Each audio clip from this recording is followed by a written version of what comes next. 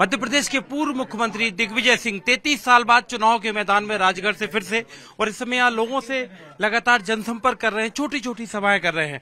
और जो मैं कहूंगा कि कैसे थोड़े से साइड में हुई, देखिए किस तरह से महिलाएं आकर दिग्विजय सिंह जी को सुनने के लिए यहाँ पर आई हुई थी।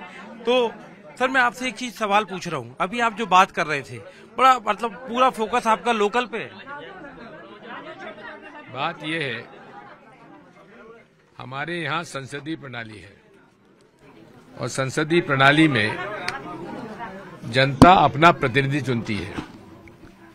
उस प्रतिनिधि के माध्यम से केंद्र में, प्रदेश में, जिले में सब लोग मिलकर उसकी सारी योजनाओं को लागू करने के लिए ईमानदारी से हो, इसके लिए प्रावधान है। यहाँ तक कि जिला परिषद के अंदर भी हम लोग उसके अंदर सदस्य होते हैं, संसद सदस्य।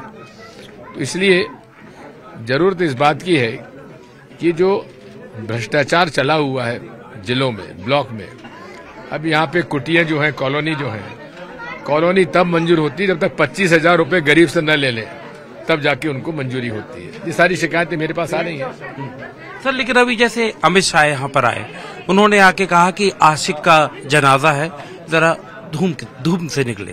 देखिए, उनकी बड़ी कृपा मुझ पर है जो मेरा जनाजा निकलवा रहे हैं। मुझे उनके इस आशीर्वाद की आवश्यकता नहीं है। मेरी अर्थी जब निकलेगी तो उस समय वो अगर आए तो बड़ी कृपा होगी। असली मुद्दा क्या है? जनता का अधिकार जो समाप्त किया जा रहा है। मुद्दे होना चाहिए, महंगाई बढ़ती जा रही है, गरीब परेशान है, लड़के लिख पढ़ गए, नौकरियां नहीं मिल रही हैं, पंचायतों के अधिकार समाप्त कर दिए, और पूरे तरीके से आज इस प्रकार से सरकार चल रही है जिसमें जनता का कोई काम ही नहीं है। आपने सरपंच साहब का भी सुन लिया, जो काम यहाँ हुए हैं केवल मेरे कार्यकाल के समय के हुए, बाकी कोई काम यहाँ नहीं हुआ। प्रधानमंत्री नरेंद्र मोदी ने न्यूज 18 इंडिया को इंटरव्यू दिया और उसमें कहा कि आपका जो मैनिफेस्टो है, कांग्रेस का मैनिफेस्टो, उसमें मुस्लिम लीग की छाप है, और SC, ST और OBC का आरक्षण घटा के कांग्रेस मुसलमानों को सब कुछ देना। आप तो पढ़े लिखे हैं, आपकी सीनियर 19 भी 18 भी आपके पढ़े लिखों की है, आपके मालिक भी पढ़े लिखे हैं। आप ये प्रश्न कैसे कर रहे हैं मुझसे? आपने हमारा चुनाव घोषणा पत्र नहीं पढ़ा? पढ़ा। आप सीनियर लीडर हैं सर पार्टी के।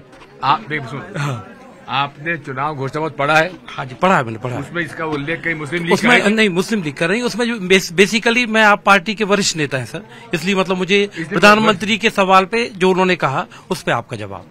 मैं तो आपसे पूछ रहा हूँ, मैंने आपका उसमें कहीं उसका उल्लेख है क्या? मतलब उसमें तो आपकी जो, जैसे उसमें प्रधानमंत्री ने एक बात और कही। सुनो, मैं तो पूछ रहा हूँ, उसमें आप ये क्यों नहीं कहते कि उसमें नहीं है ये बात? हाँ, उसमें ऐसा सीधा मतलब मुस्लिम लीग शब्द का तो नहीं है, हिंदू मुसलमान का भी शब्द नहीं है। हिंदू मुसलमान शब्द नहीं है। तो फिर आप इसका मुझसे जवाब क्यों ले रहे हैं? मैं इसलिए ले रहा हूँ सर कि प्रधानमंत्री बोल रहे हैं। प्रधानमंत्री झूठ बोल रहे हैं, इसका मतलब? हाँ जी, तो प्रधानमंत्री जी आइए आप कह सकते हैं सर, मतलब ये आप कह सकते हैं। उन्हीं का एक और सवाल सर कि जैसे प्रधानमंत्री ने कहा कि राहुल गांधी ने कहा था कि एक्सरे करने की बात कही थी, तो उस एक्सरे करने की बात पर उन्होंने कहा है कि ये कांग्रेस की, राहुल गांधी की अर्बन नक्सल सोच का रिफ्लेक्शन। एक्सरे किस बात का? किस बात का? समाज का। वो तो उसकी बात कर रहे थे ना सर, कहा जो सेंसस है, आप जाति जनगणना बहुत दिनों से इसकी मांग है। उस मांग को हमने डाला है, क्योंकि अब जैसे ये तंवरघार है, इनसे पूछ लो यहाँ के लोगों के कितने बच्चे आज सरकारी नौकरी में हैं। नहीं, तो पहले इनके बारे में जो सहायक सचिव और सहायक अध्यापक आपकी सरकार थी तब लगे वही है, बाकी बीजेपी ने ये भी नियुक्ति नहीं की यहाँ पर। अब कितने बच्चे इनके कलेक्टर है, SP है, अरे थानेदार तक नहीं होंगे एक आधे में। तो यही सर्वे होना चाहिए। और ये विरासत टैक्स, मंगलसूत्र, इन सब पे आप कैसे रिएक्ट करेंगे? क्योंकि प्रधानमंत्री बार बार हमारे इंटरव्यू में भी बोले, बार बार इस बात को रिपीट कर रहे हैं। इतना झूठा प्रधानमंत्री न हुआ है न होगा। कहां से मंगलसूत्र आ गया, कहां से मछली और मीट आ गए, कहां से मुस्लिम लीग आ गई?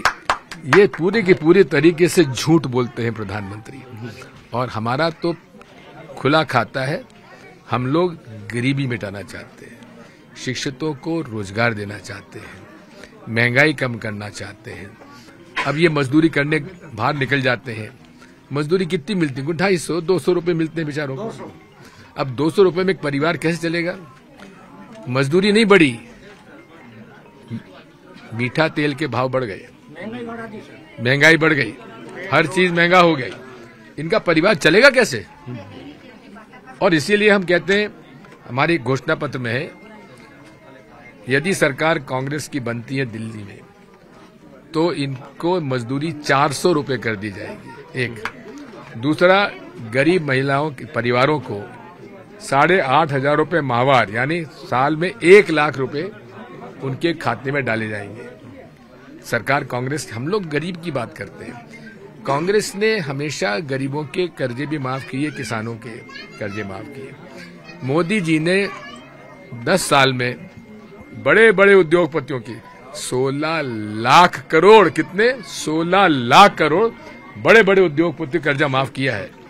किसान का 1 पैसा भी किया है क्या माफ? किसी मजदूर का 1 रुपया भी माफ किया है क्या इन्होंने? तो ये आपका मुख्य मुद्दा है सर। एक जो बात आती है कि मोहन यादव मध्य प्रदेश के मुख्यमंत्री हैं, वो भी कहते हैं अब छिंदवाड़ा के बाद उनका पूरा फोकस है राजगढ़ पे, चूंकि आप यहाँ से चुनाव लड़ रहे हैं। और आपको एक दिन किसी सभा में तो वो कछुए की संज्ञा भी दे रहे थे।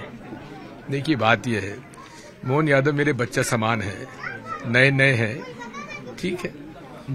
एक बार आपने कहा था शिवराज सिंह चौहान को, जब वो चुनाव लड़ने आए थे यहाँ से आपके, तो आपने कहा था बलि का बकरा, तो मतलब उसके बाद वो मुख्यमंत्री तक बने थे। तो आज आपने कहा बच्चे सवाल, चुनाव तो हार गए थे ना। चुनाव तो हार गए थे।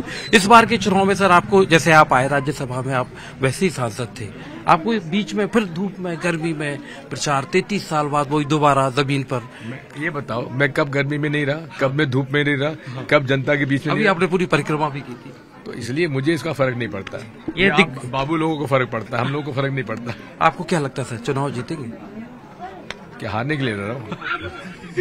ये दिग्विजय, मैं चुनाव लड़ रहा हूँ और जीतूंगा, और ये लोग जिताएंगे।